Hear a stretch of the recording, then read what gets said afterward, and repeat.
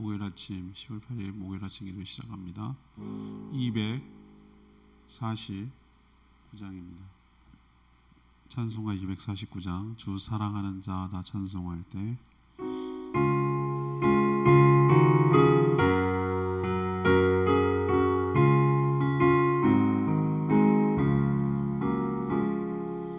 주 사랑하는 자 다 찬송할 때에 그 보좌 앞에 둘러서 그 보좌 앞에 둘러서 큰 영광 돌리세 큰 영광 돌리세 저 맑고도 묘한 시온 성 향하여 가되 주의 찬란한 성에 찬송하며 올라가세 주 믿지 않는 자 다 찬송 못하나 하나님 자녀 된 자들 하나님 자녀 된 자들 기쁨 전하세 기쁨 전하세 저 맑고도 묘한 시온 성 향하여 가세 내 주의 찬란한 성에 찬송하며 올라가세 저 하늘 황금 길 다 올라갈 때에 시온 성 언덕 위에서 시온 성 언덕 위에서 수많은 전사들 나를 인도하리라 저 맑고도 묘한 시온 성 향하여 가세 내 주의 찬란한 성에 찬송하며 올라가세 내 눈물 다시 오늘 잡으리니 임마누엘 주와 임마누엘 주 앞에 나여 누리리 나 영광 누리리 저 밝고도 묘한 시온 성 향하여 가세 내 주의 찬란한 성에 찬송하며 올라가세 찬양지 127장 주의 인자하심이 생명보다 나음으로 127장입니다. 찬양지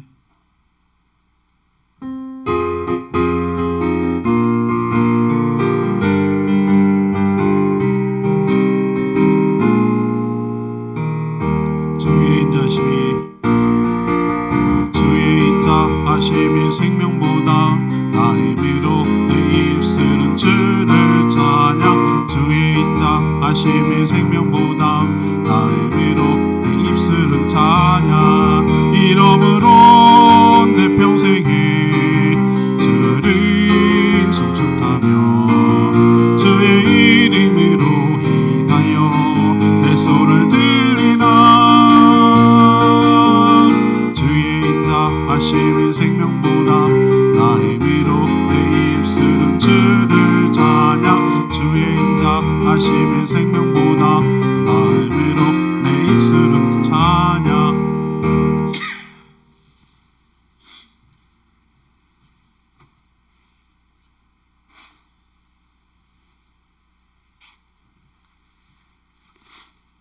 하나님 말씀 역대하 7장 1절에서 10절까지 말씀입니다. 역대하 7장 1절에서 10절까지 말씀.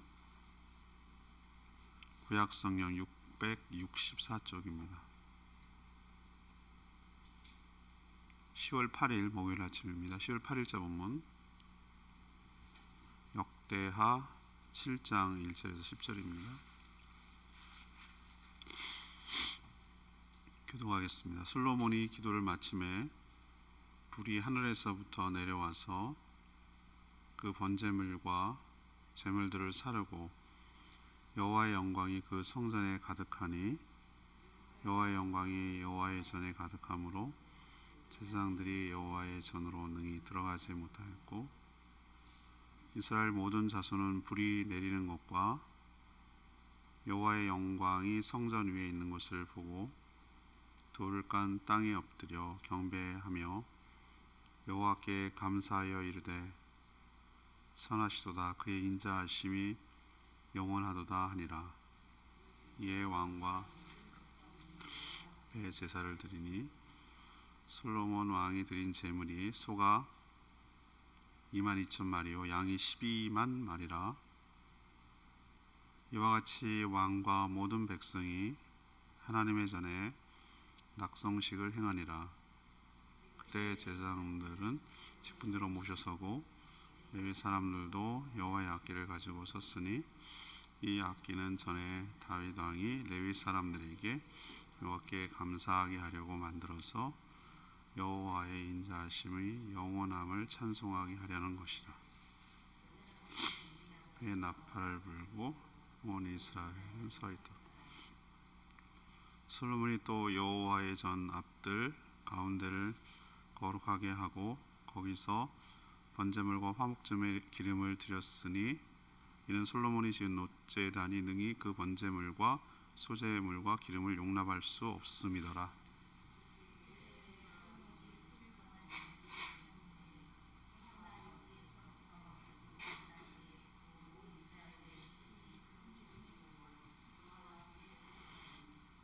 여덟째 날에 무리가 한 송해를 연이라.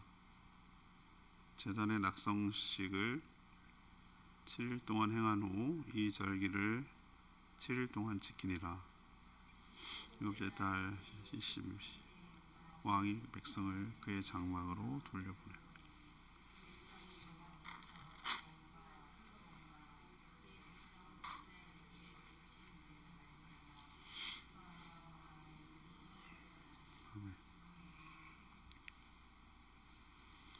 어제 그제 솔로몬이 성전 건축을 완공하고 낙성식 할 때 기도하는 장면이었었죠.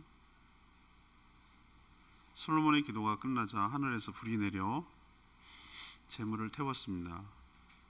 그리고 여호와의 영광이 가득했죠.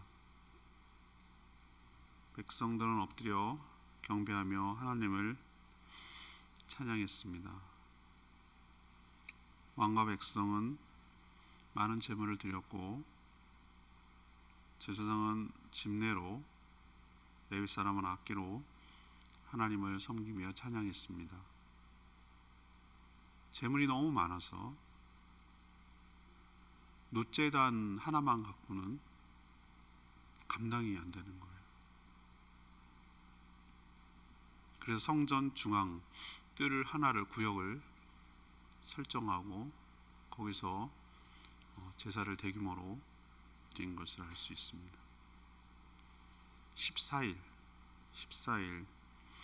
낙성식 플러스 절기인 초막절을 지키고 모든 백성들이 기쁨으로 돌아갔다라는 내용이 오늘 내용입니다. 오늘 질문은 낙성식에서 알 수 있는 것은 무엇입니까? 낙성식에서 알 수 있는 것은 무엇입니까? 이것이 오늘 질문입니다.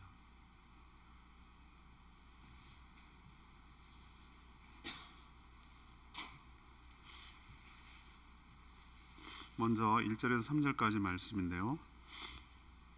예배는 하나님의 영광을 경험한다는 것을 알 수 있습니다.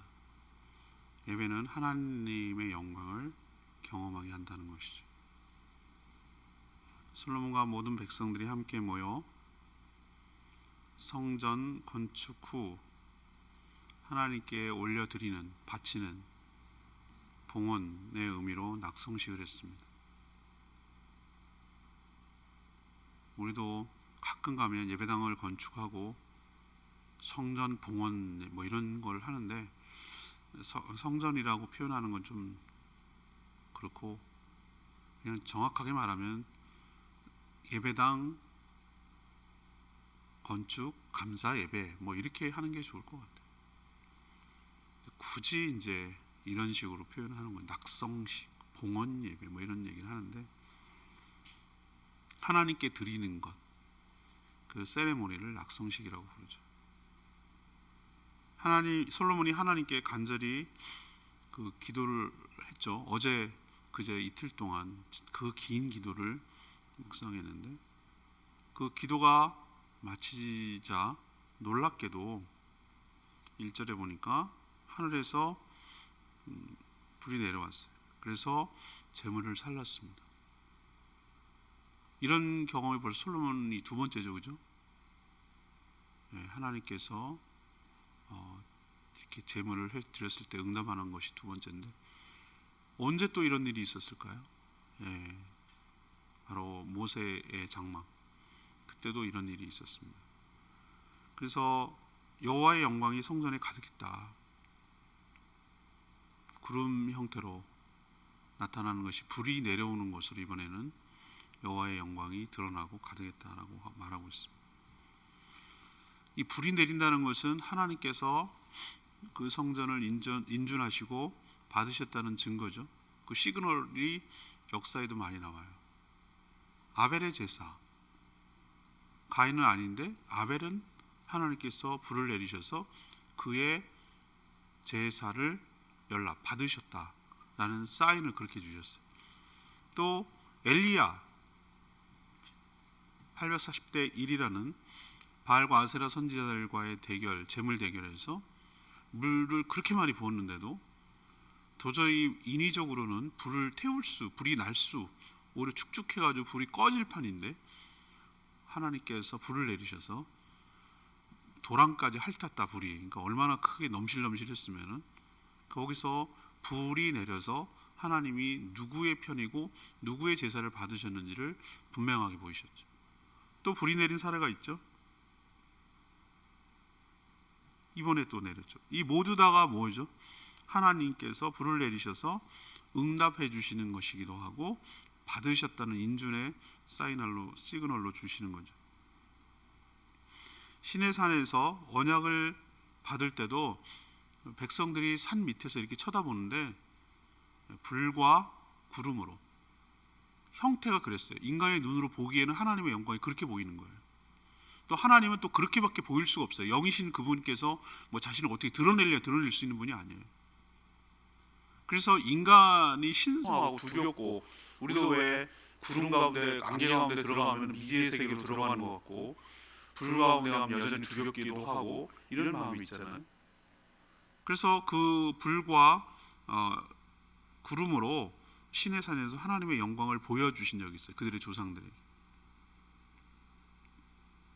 그 낙성식 예배에 참석한 백성들은 불이 하늘에서 내리는 것을 보고, 그리고 여호와의 영광이 성전에 가득한 것을 보고 자동적으로, 즉각적으로 그 성전의 바닥에 깐 돌에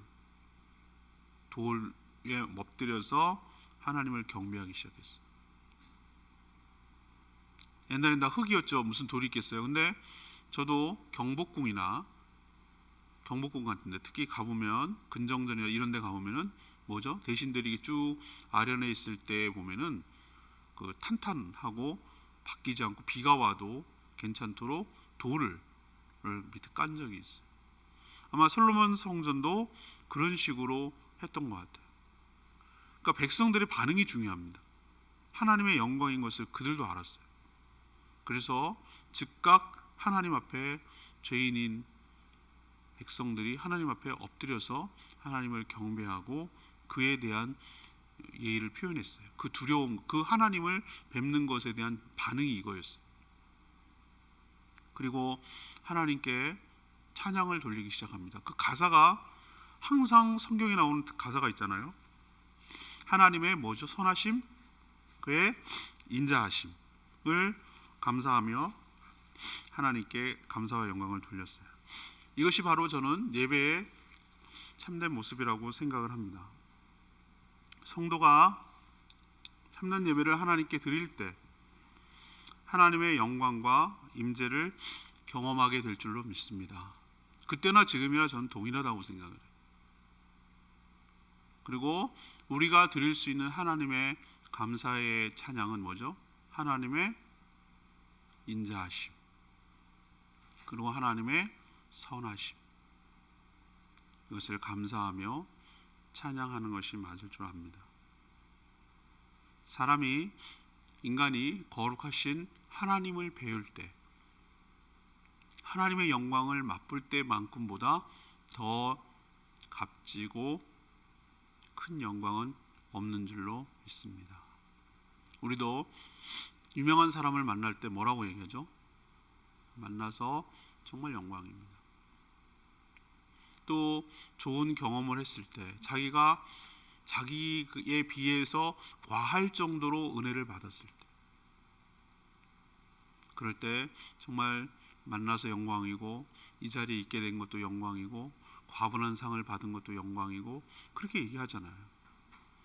근데 인간이 가장 누릴 수 있는 최고의 극치는 그 영광의 자체이신 영광스러운 그 하나님을 뵙는 것인 줄로 믿습니다. 근데 그 하나님을 뵙는 유일한 통로와 창구는 예배드리는 것이, 하나님 앞에 경건하게 예배드릴 때 그 예배를 하나님 받으시고, 이들처럼 우리 심령에 성령의 불이 내려와서 우리의 심령을 뜨겁게 하고 새롭게 하고 죄를 소멸하고, 다른 것들은 다 태워지고 없어지고 사라지고 무엇만 남는가? 나에게 베풀어 주신 하나님의 선하심이 얼마나 큰지, 나에게 베풀어 주신 하나님의 인자하심이 얼마나 큰지, 이것을 고백하고 감사하게 될 줄로 믿습니다. 최근에 94세 된 여의사 할머니가 돌아가셨어요. 근데 그분이 그 인터뷰한, 언젠간 제가 여러분에게 그 영상을 보여줄 거예요. 너무 감동적이어서 내가 눈물이 났어요. 남편이 돌아가시고 나서 개인 병원 정리하고 그 나머지는 평생 동안 어려운 사람들을 돕고, 그렇게 마지막은 자신이 요양원에 있으면서, 의사로 있으면서 그 요양원에서 돌아가셨어요. 근데 그분이 하는 말이 있어요.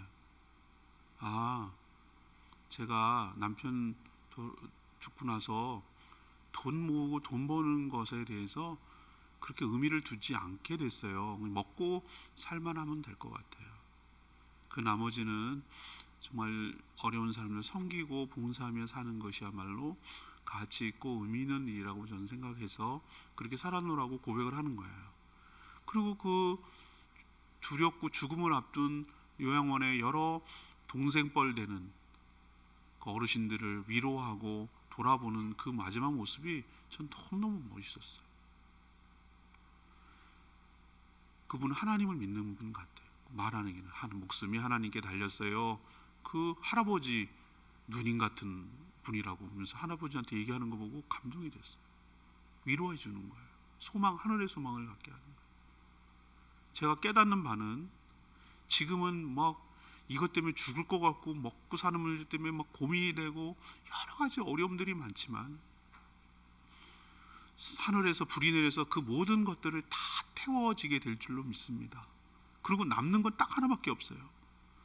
내 인생, 나 같은 무지랭이 같이 보잘것없는 인생을 거두어 주시고 사랑해 주시고 은혜를 베풀어 주시고 복 내려 주신 하나님의 그 선하심과 인자하심에 대한 감사와 감격만이 남게 될 줄로 믿습니다.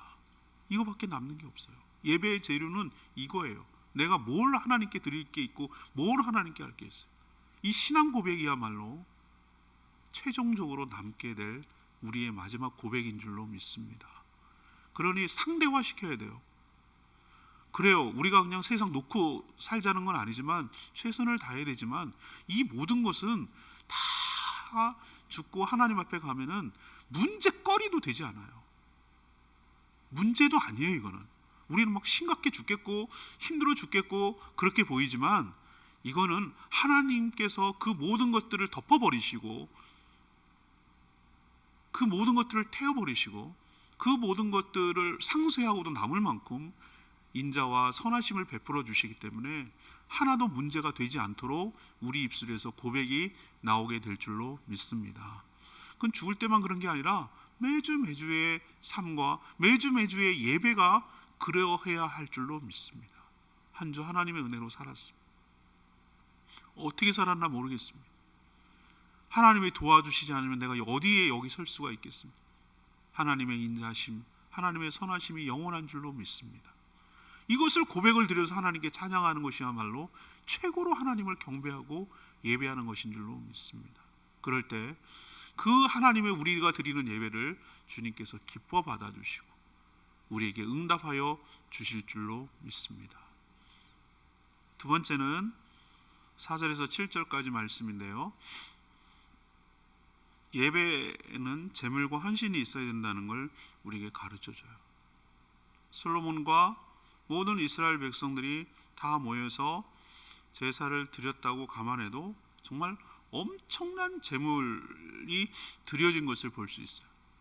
소가 22,000마리, 양이 12만 마리예요. 와, 여러분 상상이 되세요? 소가 22,000, 양이 12만 마리.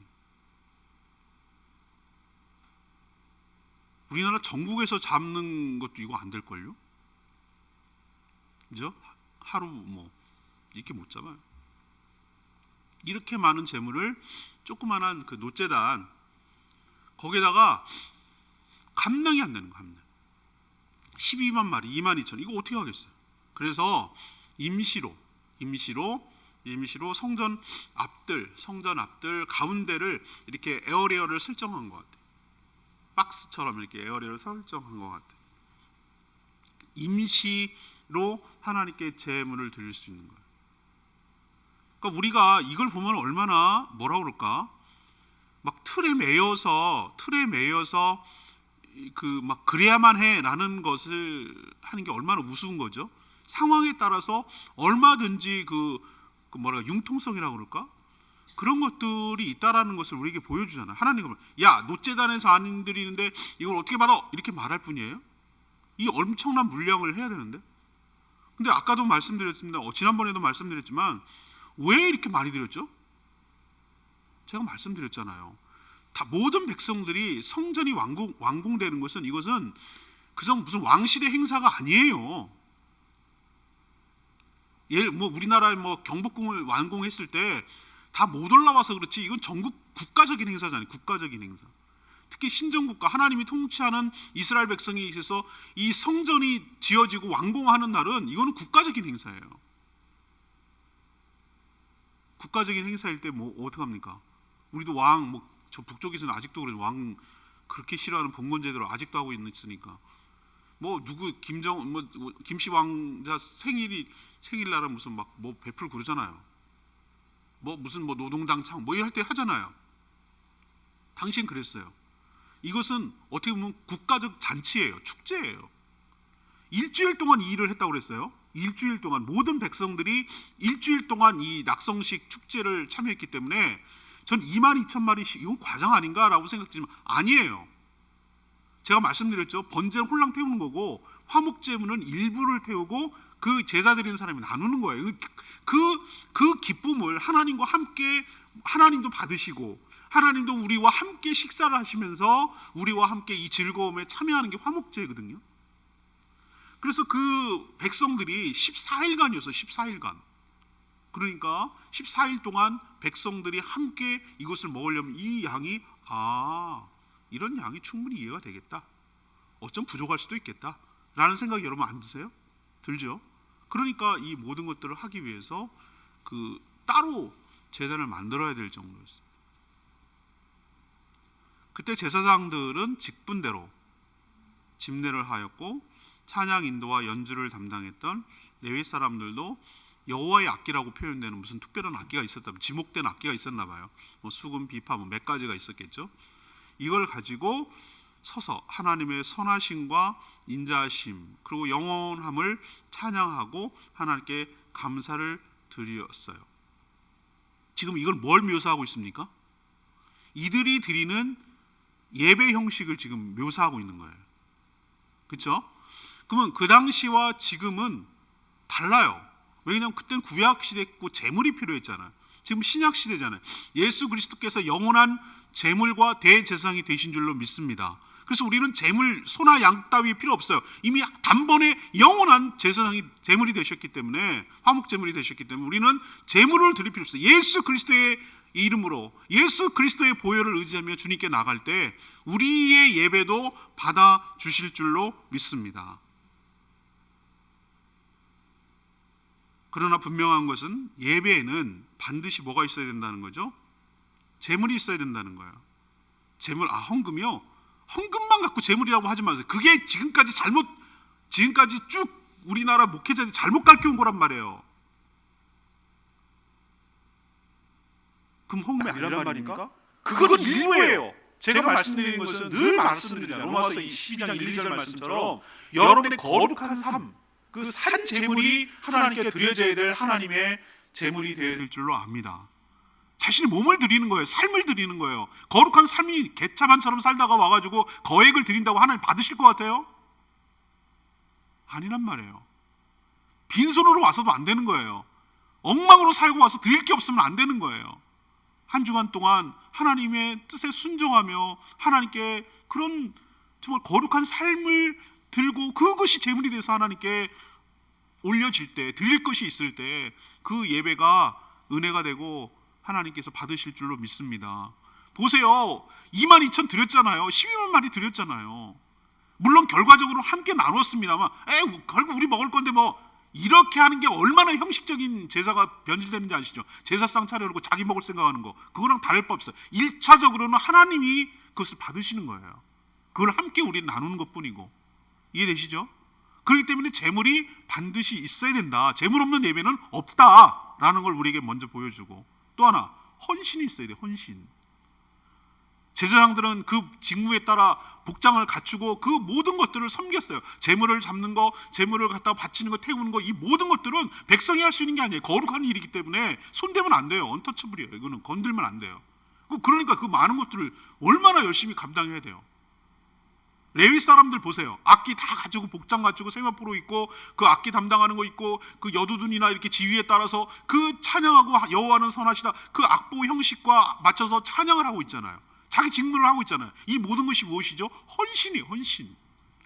자기 몸으로 하나님께 봉사하고 섬기고 드리는, 몸으로 섬겨서 드리는 헌신이 바로 따라왔단 말이에요. 이처럼 우리도 하나님께 예배할 때 거룩한 삶이라는 산 제물이 있어야 되고, 또 예배할 때 직분에 따라 예배를 준비하는 모든 섬기는 자들의 수고와 헌신이 우리에게 따라야 될 줄로 믿습니다. 이게 없는 예배는 아니란 말이에요. 세 번째는 8에서 10절까지 예배는 진정한 기쁨과 만족을 준다는 것을 우리에게 보여줘요. 성전을 봉헌한 시점이 묘하게도 초막절기 직전이었어요.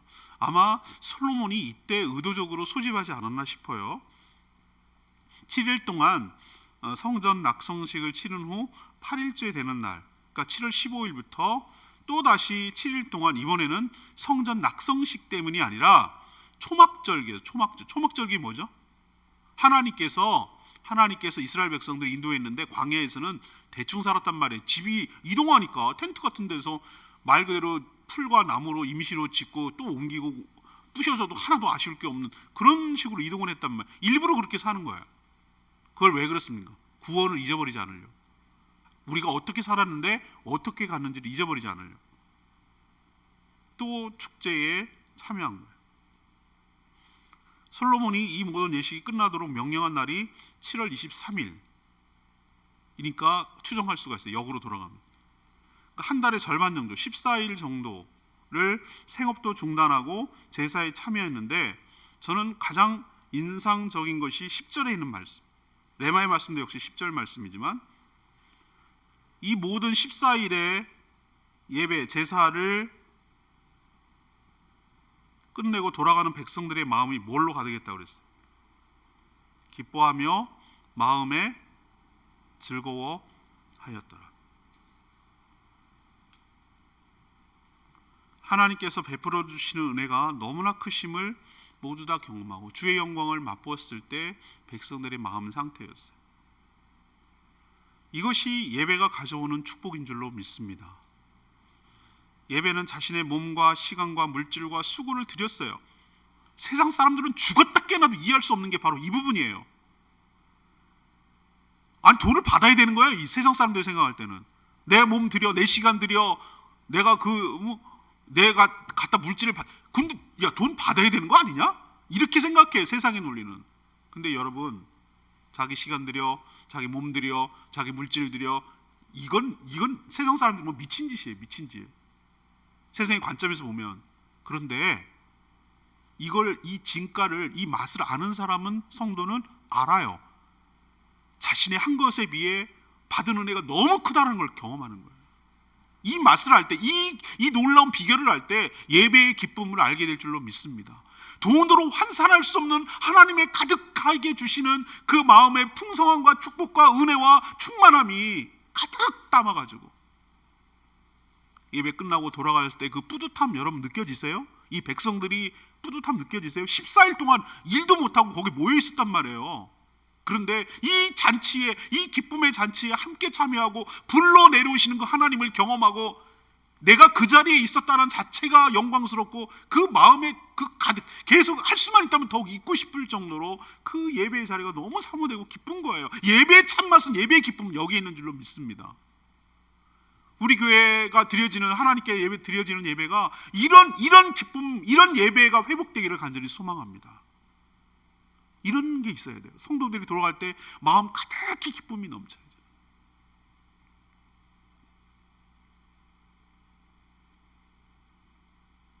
의무감에서 강제로 드리는 예배는 아무런 은혜도 감동도 없어요. 오늘 레마의 말씀 역시 10절 말씀이에요. 그의 백성 이스라엘에게 베푸신 은혜로 말미암아 기뻐하며 마음에 즐거워하였더라. 하나님을 믿지 않아 예배를 드리지 않는 사람은 도저히 이해할 수 없는 어려운 말이라고 말씀드렸죠. 시간도 들여, 물질도, 몸도, 수고도 드리는 예배가 어떻게 이렇게 기쁨이 넘쳐날까? 피곤하고 짜증나고 불편하고 손해고 어쩔 수 없이 하긴 했는데 이런 마음이었겠어요? 이들에게 제사는 부담스러운 행사가 아니라 기쁜 축제인 줄로 믿습니다. 내가 사랑하는 사람들과 함께 모여서 하나님을 경배하고 예배하고, 그리고 하나님께 제사를 드린 후에 그 양 12만 마리, 양고기, 소고기 함께 나누면서 그 즐거움과 기쁨을, 그리고 아름답게 지어진 성전을 바라보면서 그 안에 계신 하나님의 영광을 생각하고 그 마음의 든든함과 안심, 언제든지 무슨 일이 생기면 여기로 달려와서 하나님께 간절히 기도하면 해결될 수 있다는 그 확신, 우리를 끝까지 보호해 주시고 선한 길로 인도해 주실 것이라는 그 하나님의 선하심과 인자하심, 이것은 돈으로 어떻게 따질 수 없고 눈으로 보이는 것은 아니지만 그 엄청난 마음에 가득한 축복을 담고 돌아가는 것이기에 또 그 예배가 기다려지고 그 절기가 기다려지고 이런 축제가 기다려지도록 하는 축복이 있는 줄 압니다.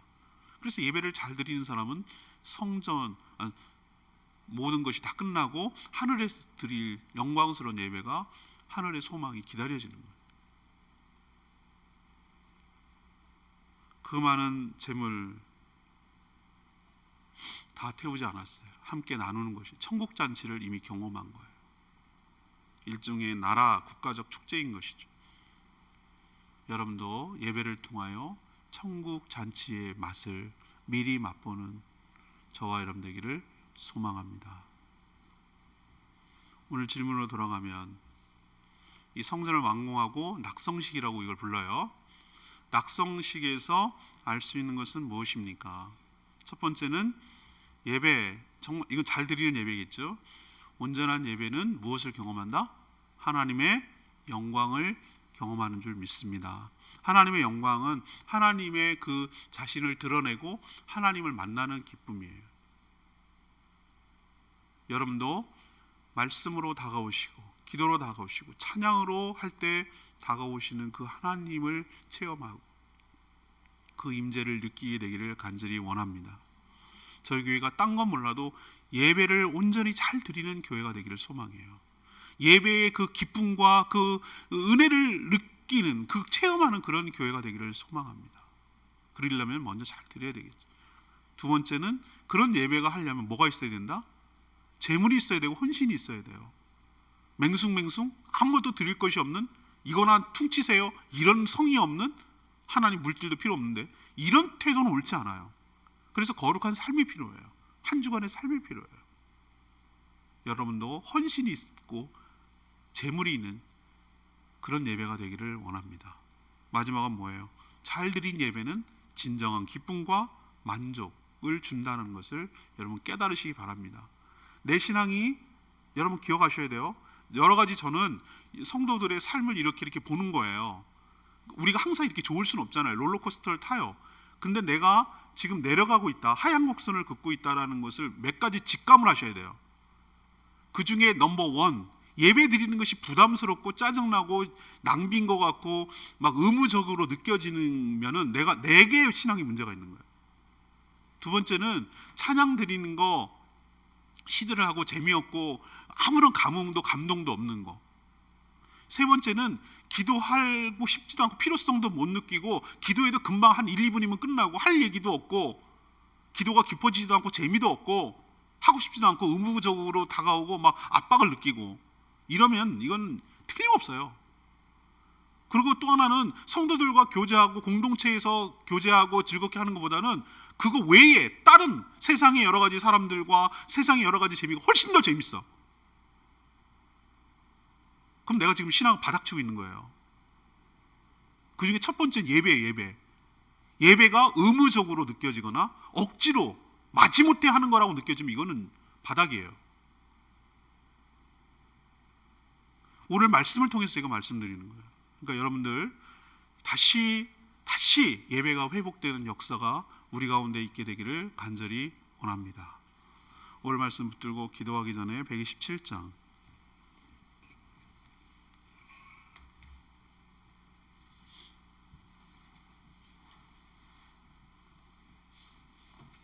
찬양지 127장입니다. 주의 인자하심이 생명보다. 우리 힘차게 우리 이스라엘 백성들이 뭘 찬양했다고요? 주의 선하심과 인자하심이 영원합니다 라고 찬양했죠. 우리도 동일하게 찬양하기를 원합니다.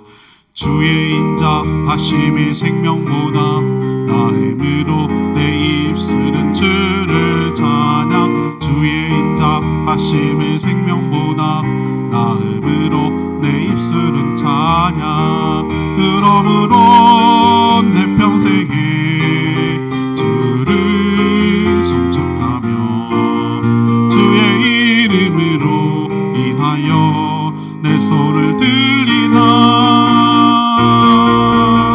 주의 인자하심이 생명보다 나음으로 내 입술은 주를 찬양. 주의 인자하심이 생명보다 나음으로 내 입술은 저 찬양.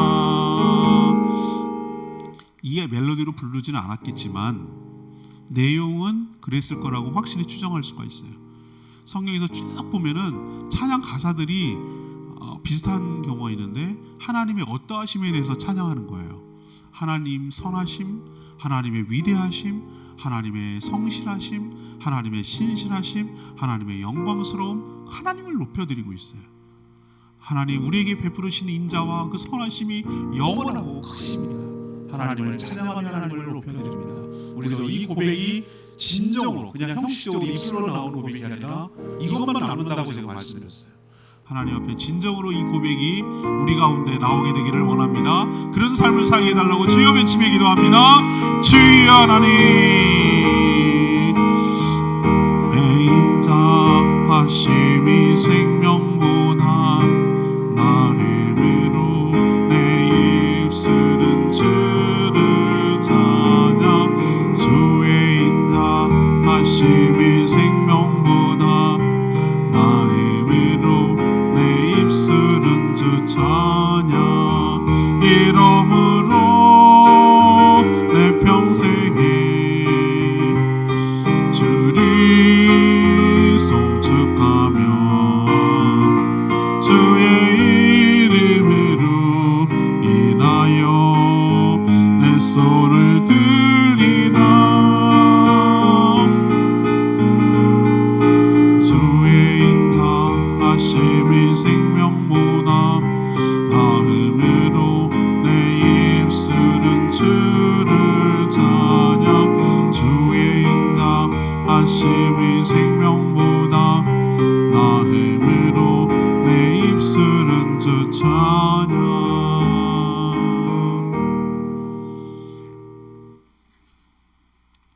하나님, 이스라엘 백성들의 성전 낙성식 제사를 보면서 큰 도전을 받으며 저희의 예배를 돌아보게 됩니다.